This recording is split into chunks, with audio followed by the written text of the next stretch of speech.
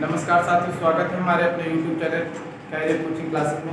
आज हम पढ़ने वाले हैं ग्लोब। इससे पहले हम लोगों ने एडॉल्फ हिटलर जान लिए थे। ताना था एडॉल्फ हिटलर, जर्मनी का जो चांसलर था।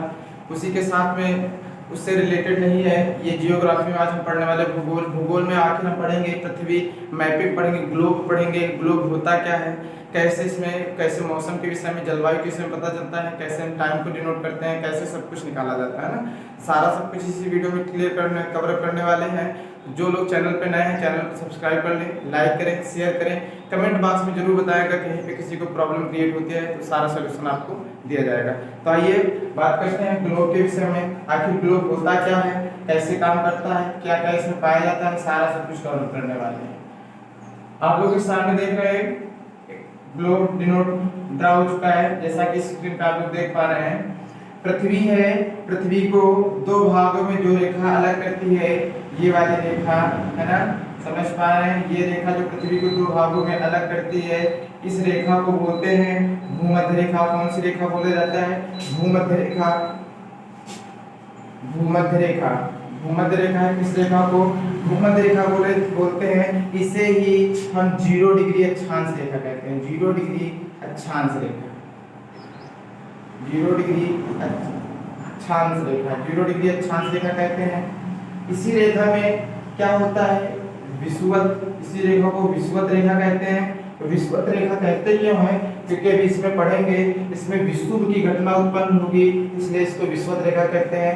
ऊपरी वाले भाग को हम क्या कहते हैं? उत्तरी गोलार्ध। क्या बोलते हैं? उत्तरी गोलार्ध। ऊपरी वाले भाग को उत्तरी गोलार्ध, नीचे वाले भाग को दक्षिणी गोलार्ध। ऊपर वाले भाग को उत्तरी गोलार्ध, नीचे वाले भाग को दक्षिणी गोलार्ध। अब उत्तरी गोलार्ध जो हम लोग, हमारा भारत है, इंडिया है, वो उत्तरी गोलार्ध में निवास करता है। तो जो नीचे वाले हिस्से हैं, नीचे दक्षिणी गोलार्ध, इसमें क्या क्या आएगा सारा कुछ कवर करेंगे। उत्तरी गोलार्ध, दक्षिणी गोलार्ध में आप लोग जानते हैं एक रेखा चलती है मकर रेखा। कौन सी रेखा चलती है? मकर रेखा। मकर रेखा होती क्या है ना, देखो सारा कुछ देख रहे हैं इसी में। ये मकर रेखा 23.5 डिग्री दक्षिणी अक्षांश है ना, 23.5 डिग्री दक्षिणी अक्षांश। और ऊपर उत्तरी गोलार्ध में एक रेखा होती है, इसे बोलते हैं कर्क रेखा। कौन सी रेखा बोलते हैं? कर्क रेखा। कर्क रेखा देखो क्या होती है, ये है आपकी कर्क रेखा। ये भी 23.5 डिग्री उत्तरी अक्षांश, इसको बोलते हैं कर्क रेखा। कर्क रेखा ये बोलते हैं मकर रेखा। मकर रेखा, कर्क रेखा, मकर रेखा। मकर रेखा को इंग्लिश में ट्रॉपिक ऑफ कैप्रिकॉर्न बोला जाता है। कर्क रेखा को इंग्लिश में ट्रॉपिक ऑफ कैंसर बोला जाता है। कर्क रेखा और मकर रेखा के बीच में क्या? सूरज बेटा कर्क रेखा से मकर रेखा के बीच में गमन करता है, इससे आगे नहीं जाता है। कर्क रेखा और मकर रेखा में गमन करता है। जब सूरज मकर रेखा में बेटा सूरज आता है 22 दिसंबर। कब आता है? 22 दिसंबर को सूरज मकर रेखा के जब ठीक लंबवत चमकेगा। जब यहाँ पे लंबवत चमकेगा तो बेटा यहाँ पे मकर रेखा पे लंबवत चमकेगा, यहाँ पे क्या होगी? गर्म। यहाँ पे जब गर्म होगी तो कर्क रेखा में क्या होगा? ठंडी। यहाँ पे क्या होगी? ठंडी। जब बेटा 21 जून, तारीख याद रखिएगा, 21 जून को जब सूरज कर्क रेखा के लंबवत चमकता है तो यहाँ पे गर्मी होगी और यहाँ पे क्या होगी? ठंडी। ऐसे प्रदेश को शीतोष्ण क्या बोलते हैं? शीतोष्ण। ये होते हैं आपके शीतोष्ण। शीतोष्ण ये वाला भाग बेटा जब सूरज कब? 23 सितंबर और 21 मार्च, ये 2 तारीख याद रखिएगा। 23 सितंबर और 21 मार्च सूरज जब सूरज भूमध्य रेखा के ठीक लंबवत चमकता है, इसमें एक घटना होती है, विषुव की घटना होती है। विषुव की घटना होने के कारण इसे हम विषुवत रेखा कहते हैं। विषुव की घटना होने के कारण इसे हम विषुवत रेखा कहते हैं। विषुव की घटना होगी, इसे हम विषुवत रेखा के नाम से जानेंगे।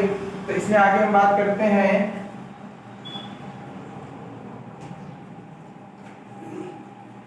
जैसे इसी में देखें विषुव की घटना होगी तो विषुवत रेखा कहेंगे।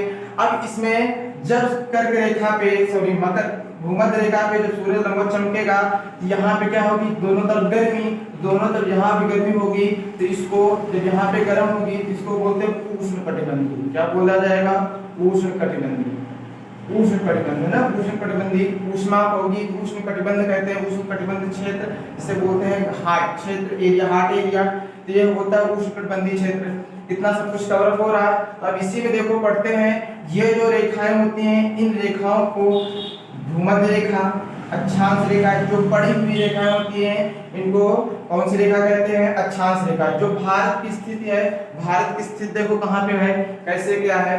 तो ये देखो इसको हम साफ किए दे रहे हैं, भारत की स्थिति देखते हैं।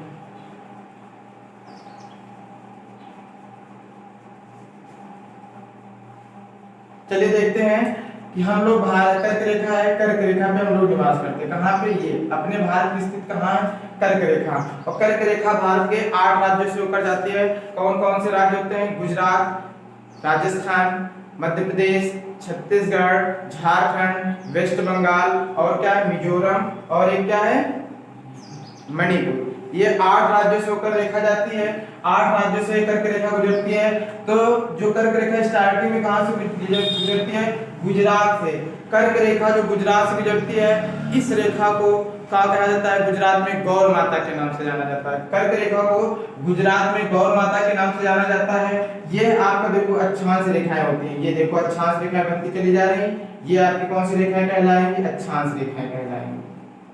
क्लियर होता चल रहा है, ये अक्षांश रेखाएं होती हैं, अक्षांश रेखाएं।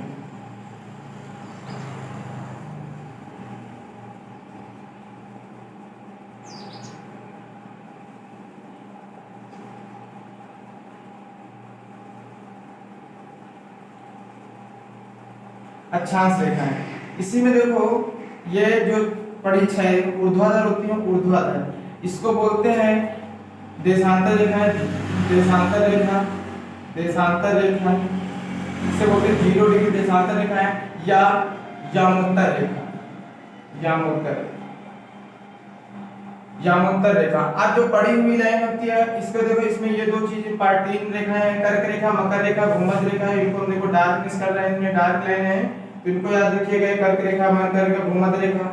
अब देखो जब ये रेखाएं ऐसे चलती हैं उत्तर से दक्षिण की ओर, उत्तर से दक्षिण की ओर चलती हैं, इन रेखाओं को हम कहते हैं देशांतर रेखा, देशांतर रेखाएं। देख पा रहे हो स्क्रीन पर आप लोग क्लियर दिखाई पड़ रहा होगा।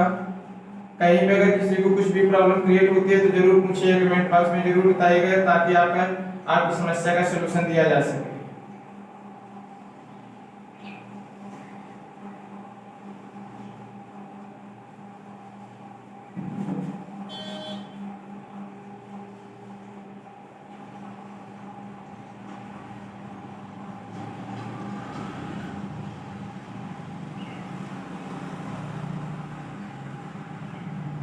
ये आप लोगों के सामने ग्लोब बन के तैयार हो गया। जो मकर भूमध्य रेखा है, भूमध्य रेखा से भारत के बीच की दूरी, कहां से, भूमध्य रेखा से, भूमध्य रेखा से भारत के बीच की दूरी, भारत के बीच की दूरी, भारत के बीच की दूरी कितनी है, 876 किलोमीटर है।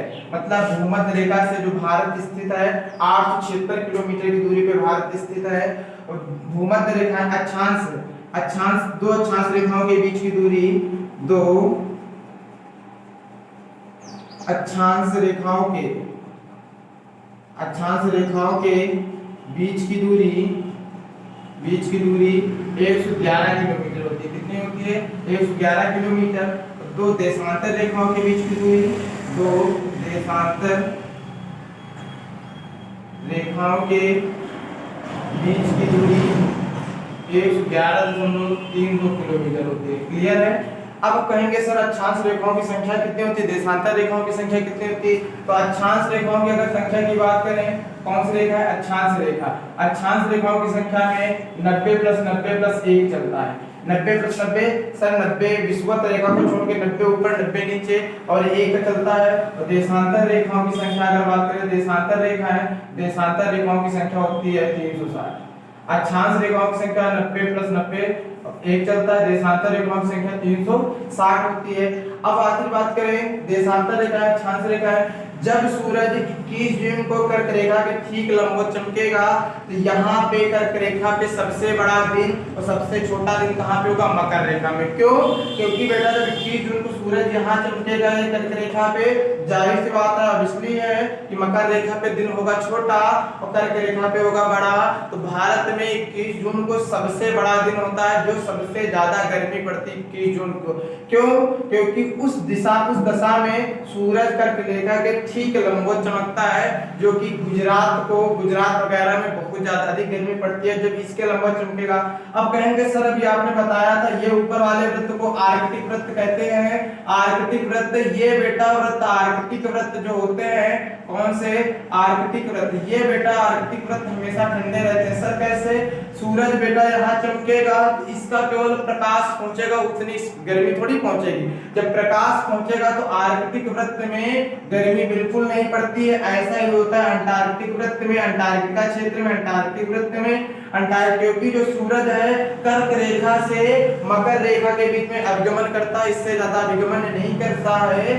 जब अभी जो सूरज है 21 मार्च को सूरज भूमध्य रेखा पे लंबवत चमकने के बाद अब ये कर्क रेखा की ओर बढ़ रहा है। 21 जून आएगा, 21 जून को ठीक सूरज कर्क रेखा के लंबवत चमकेगा। जब यहाँ पे देखो धीरे धीरे, अभी अप्रैल का महीना चल रहा है, धीरे धीरे अभी मई जून, 21 जून को जब यहाँ पे आएगा तो गर्मी अपनी चरम सीमा में होगी। क्यों? इस दशा में सूरज 21 जून को इसके लंबवत चमकेगा तो यहाँ पे गर्मी, यहाँ पे 21 जून में एक दिन जब यहाँ पे सूरज लंबवत चमकेगा, यहाँ तो ठंडी, मकर रेखा पे ठंडी का महसूस, ठंडी यहाँ पे पड़ने लगी है। जैसे बेटा 21 जून हो जाए, 21 जून के बाद फिर सूरज धीरे धीरे नीचे आने का प्रयास करेगा। वो आएगी तारीख 23 सितंबर। 23 सितंबर को सूरज भूमध्य रेखा के ठीक लंबवत चमक जाएगा तो फिर कर्क रेखा वाले क्षेत्रों में ठंडी का महसूस, ठंडी पड़ने स्टार्ट हो जाएगी। फिर ये जैसे भूमध्य रेखा में चमकेगा, भूमध्य रेखा से और नीचे बढ़ेंगे धीरे धीरे मकर रेखा पे। तो 22 दिसंबर को जब मकर रेखा पे सूरज लंबवत चमकता है तो इस घटना को मकर संक्रांति कहते हैं। जब 21 जून को सूरज कर्क रेखा पे लंबवत चमकता है तो इस घटना को कर्क संक्रांति कहते हैं। जब 22 दिसंबर को सूरज इसके ठीक लंबवत चमक जाएगा तो 22 दिसंबर के बाद जैसे जैसे धीरे धीरे ऊपर बढ़ने लगेगा तो फिर बेटा ये प्रोसेस फिर आ जाता है 21 मार्च को यहाँ पे आया तो बेटा यहाँ पे क्या, यहाँ पे ठंडी का शुरू हो जाता है एटमॉस्फेयर। यहाँ पे जब आ जाता तो अपने यहाँ क्या पड़ने लगती है, फिर अपने यहाँ गर्मी है। होली के बाद देखो गर्मी पड़ने लगती है तो ये मार्च वगैरह, तो 21 मार्च याद रखिएगा। 23 सितंबर जब आता है तो कर्क रेखा से मकर रेखा में जाता है और जब मकर रेखा से जाता है तो 21 मार्च को भूमध्य रेखा पे लंबवत चमकता है। इतना क्लियर हो रहा है ना? इसका आपको स्क्रीनशॉट ले लीजिए एक बार।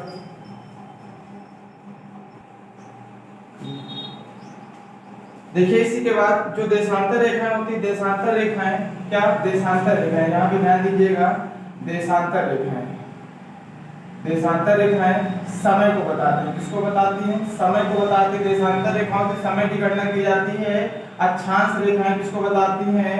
अक्षांश रेखाएं जलवायु को बताती हैं। किसको बताती है? जलवायु को बताती है।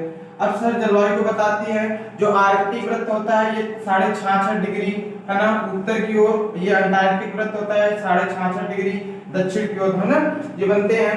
तो देशांतर रेखाएं जो समय को डिनोट करती हैं, देशांतर रेखाएं जो ये ऊपर से उत्तर से दक्षिण में आ रही जिन्हें यामांतर रेखाएं कहते हैं, ये समय को बताती हैं। और अक्षांश रेखाएं किसको डिनोट करती हैं? जलवायु को। हमारे यहाँ का क्लाइमेट क्या है, लेकिन बेटा जो भारत में है जो टाइम को बताता है IST बताता है। भारत में टाइम को कौन बताता है? IST।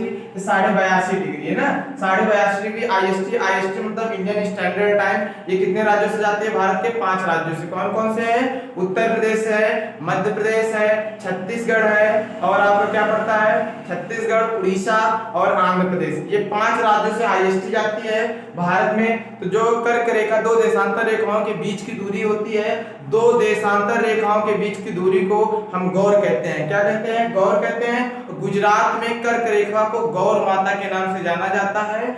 ये आज हमने पढ़ा है, ग्लोब का सेशन होता है कंप्लीट। तो आशा करते हैं दोस्तों आप लोगों को अच्छे से समझ में आया होगा। तो आप लोग साथ में कॉपी पेन लेके जरूर बैठा करें, ताकि कोई भी पॉइंट बताया जाए तो आप लोग उसको नोट डाउन करते चलें। ज्यादा से ज्यादा इस वीडियो को शेयर करें, इस लिंक को शेयर करें, सब्सक्राइब करें, लाइक करें, ताकि आपसे छोटे बड़े भाई बहन इस चैनल का संपूर्ण लाभ उठा सकें।